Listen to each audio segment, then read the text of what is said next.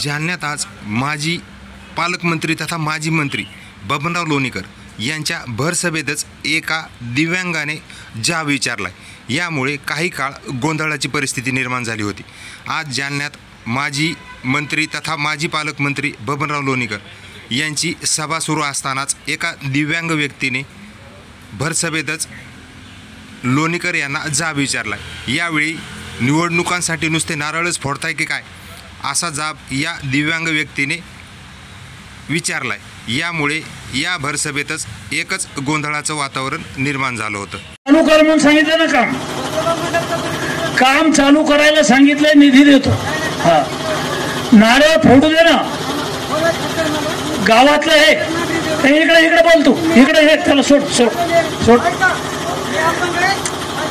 गावातल्या लोकांची जबाबदारी आहे, त्यांनी काम घेतलं तर करायला पाहिजे ना। हा हा तो दुखणं आहे, तू काही असेल तर ये, तुझं काही असेल तर ग्रामपंचायतकडून झालं नाही तर मला सांग।